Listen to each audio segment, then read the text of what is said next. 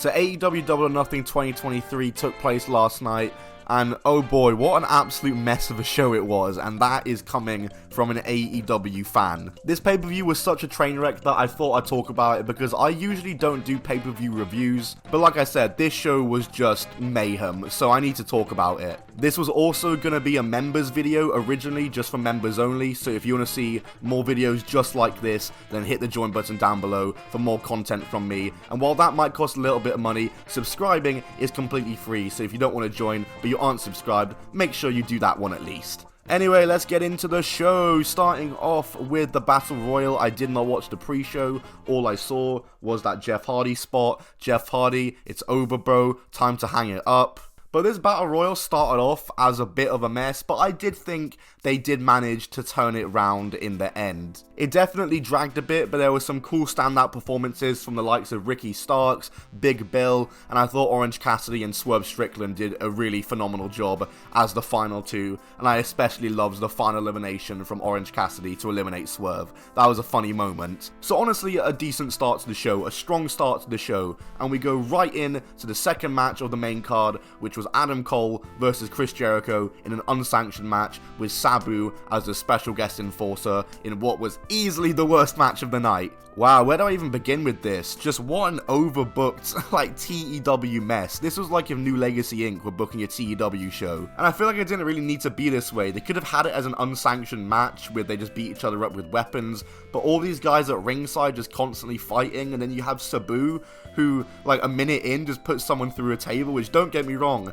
absolutely awesome. You gotta love Sabu, but what was the point of him being there for this match? He just kind of joined in on the scraps and fighting each other. Adam Cole got the win at the end by referee stoppage, which I actually am not against as a finish. It is a bit weird to do it in an unsanctioned match, I understand, but listen, we move with it. I was fine with it, especially at the time, because I thought this feud was finally over, but we have learned that Adam Cole will be teaming up with Britt Baker to face Chris Jericho and Saraya on Dynamite. Hopefully, the final match of this godforsaken feud. We had FTR versus Jeff Jarrett and Jay Lethal. Again, just another overbooked mess of a match. And I don't think there's anything wrong with having overbooked matches with lots of ref bumps, interference, all this mayhem going on at ringside, but it was nearly every match on this show tonight, so yeah, we can dial it down a bit. But overall, to me, other than all the mayhem at ringside and the referee bumps, like when Karen Jarrett just destroyed Aubrey Edwards, that was a funny moment. But other than that, there weren't really any memorable moments. But yes, FTR did retain in this match. We had Wardlow versus Christian Cage next, and this match I thought was going to be one of the more normal matches, but again, just ended up being an overbooked clusterfuck of a match. Honestly, it was a fine ladder match, but there was just, you know, there's a fair bit that went wrong. There was the botching, like when Wardlow tried to jump on the ladder, it tipped and then obviously also broke, and that kind of slowed things down. You had Arn Anderson biting Christian Cage's thumb down to like the bone. That was a crazy as hell spot. And yeah, Wardlow did come on top after a bit of a war. He swanton bombed Luchasaurus through 2 tables off the top of a ladder. That was a cool spot. And yeah, like I said, he comes out on top to retain the TNT title. I would have preferred Christian Cage to win this match, but I'm not against it. This was one of the better matches on the card, but like I said, it was still an absolute clusterfuck of a match regardless. Tony Storm versus Jamie Hayter. This was a 3-minute long match, and I get why they did it, because supposedly Jamie Hayter is injured, which is a real shame. Tony Storm did win this title, did win the match, so it was a short and sweet match. They got a lot in for the 3 minutes, I'll give them that much. But if she wasn't able to work a proper match and was only able to be working a 3-minute match, then maybe just have her vacate the title. We didn't need to have her drop it. Sure, she looked strong in the match, but we didn't really need to do this. Either way, can't complain too hard. It was a short and sweet match. Jamie Hayter still better be at Forbidden Door, because I was planning on going, and her not being there is calling that entirely into question. If Jamie Hayter's not on the card, I fully don't know if I'm going to go anymore. We had the House of Black House Rules Open Challenge next. It was answered by the Acclaimed and Billy Gunn. Max Caster came out, asked how Malachi Black gets away with blackface, and says that Buddy Matthews is getting cucked by a kid named Dominic. This was probably one of the more normal matches on the card, which was refreshing to see. There was no like outside interference or people running down the stage or the ramp to fight for once, which was really good to see. And the House of Black did retain in what was an alright, fairly standard trio trios match, kind of a TV match I'd say. Jade Cargill versus Taya Valkyrie for the AEW TBS Championship was up next, and I've got to say that after this match finished, it was my favourite match on the card up until that point. And the reason why is because they just went out there and had a match. We actually just had a normal one-on-one singles match with no shenanigans,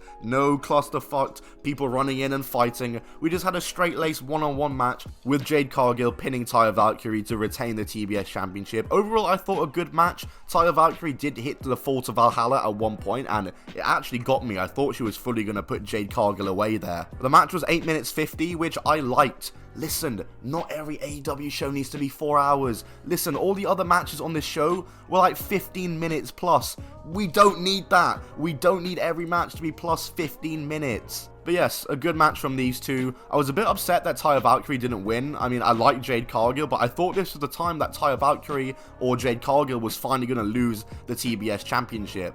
And hey, she did lose it, just not to Taya Valkyrie, because Chris Statlander came out after Smart Mark Sterling made an open challenge, and Chris Statlander came out and squashed Jade Cargill and won the damn thing. And yeah, cool decision. Sure, it was a Hogan Yokozuna moment, but listen, Chris Statlander has been dealing with injuries for like a year and a half.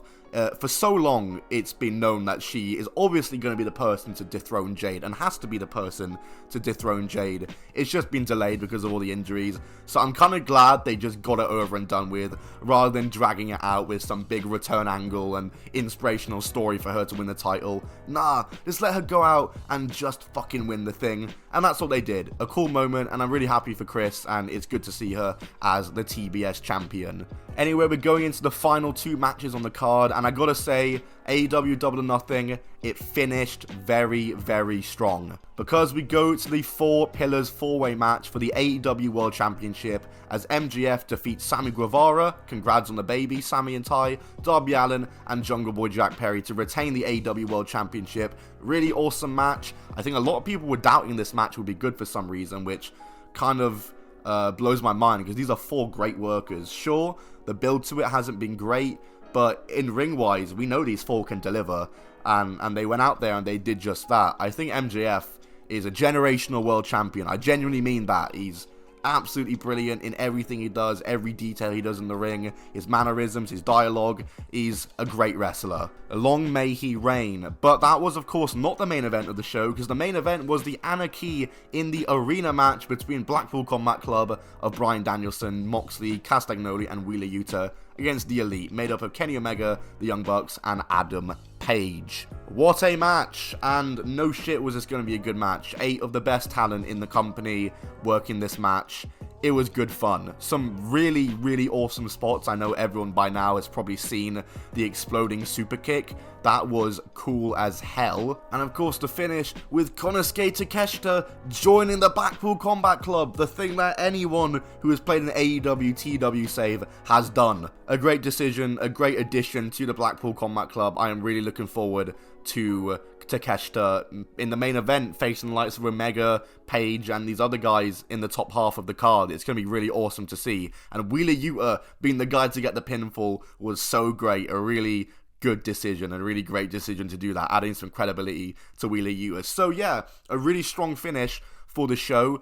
I think the first 6 matches, while they were all watchable and all good, or not good per se, but I was able to get through it. They were just really overbooked, and that entire first half of the card just felt like such a clusterfuck. But the House of Black rules kind of brought it back down to earth a bit, and the one-on-one between Jade and Taya was a really good palate cleanser, almost a nice, refreshing, just normal match for once. And yeah, like I said, a strong finish with the last 2 matches. So overall, I would rate AEW Double or Nothing 2023 about maybe a 6 to 7 out of 10. A strong 6 to a light 7 out of 10 is what I go for AEW Double or Nothing 2023.